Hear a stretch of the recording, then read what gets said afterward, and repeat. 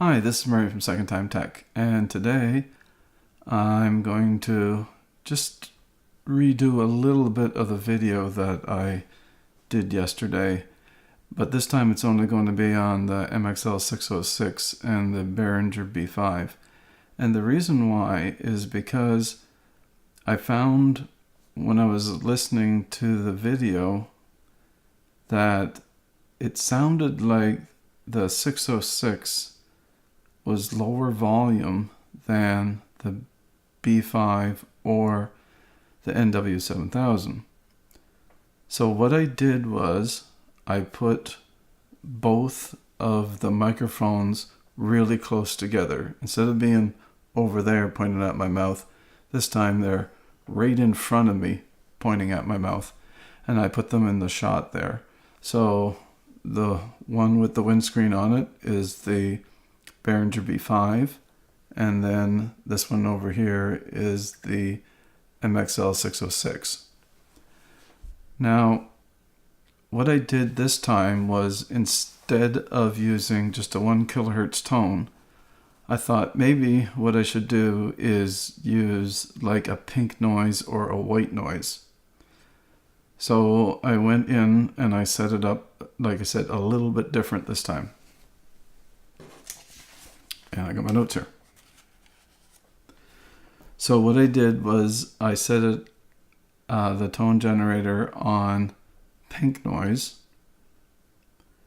and I put it on, and I had it again very close to where my mouth is.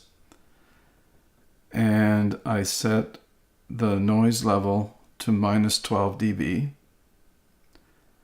And then I put on white noise and I checked it, and it was at a level of minus 21 dB, and it was the same on both the mics. So it was picking up both of the signals at the same level without having to readjust it. So that sounds like that they were picking up stuff pretty close to one another this time.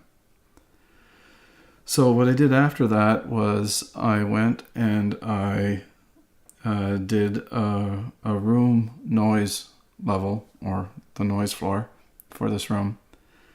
And on the Behringer B5, it was minus 59 dB average.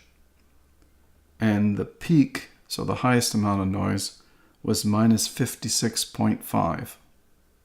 So then I did the MXL 606, and the average room noise was minus 50 dB, and the peak was minus 45 dB.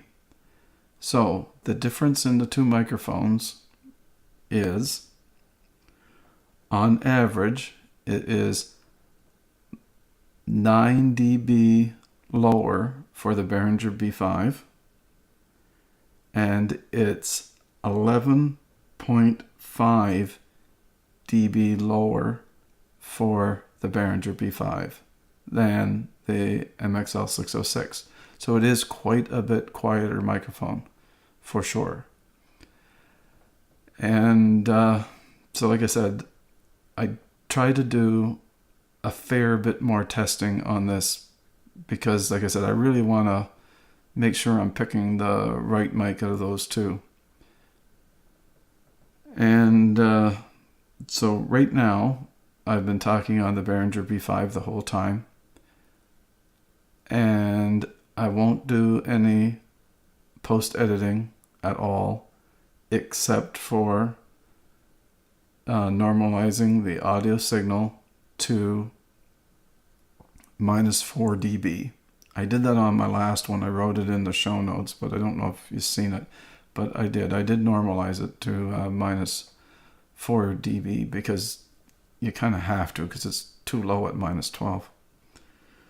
So I'm going to switch it to the MXL 606 right now.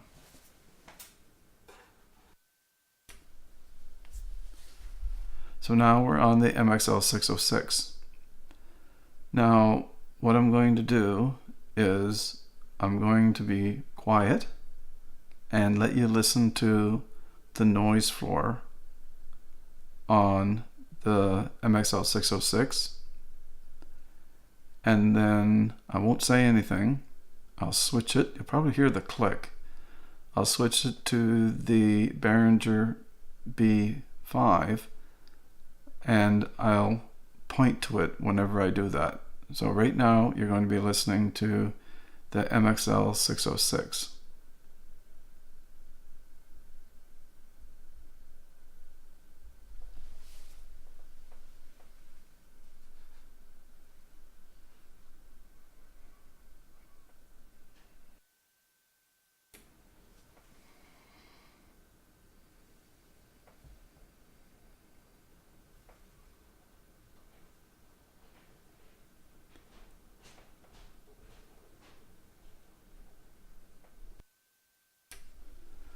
There, now I'm back on the MXL 606. I just wanted you to be able to hear the difference between the two. I know whenever I'm looking at on the Audacity, on the tracks, you can see a lot more noise on the line than you can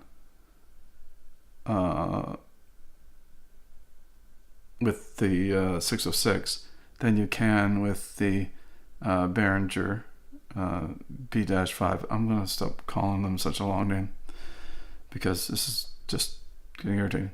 So anyway, so now what I'll do is I will do those two little things that I normally do, which is I'll start off with the tongue twister and I'll do the Behringer first, and then I'll do the MXL second. And then I'll start talking again, I guess.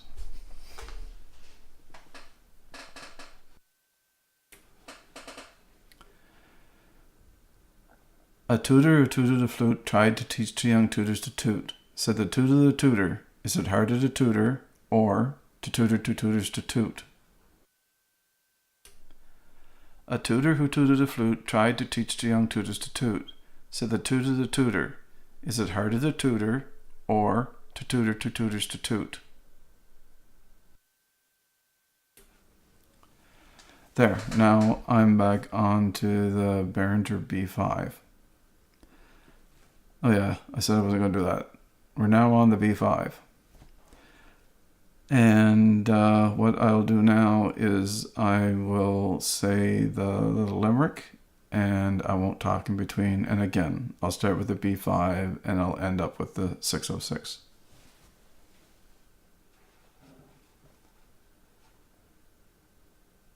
There was an old man from Peru who dreamt he was eating his shoe. He woke in the night with a terrible fright and found it was perfectly true. There was an old man from Peru who dreamt he was eating his shoe. He woke in the night with a terrible fright and found it was perfectly true.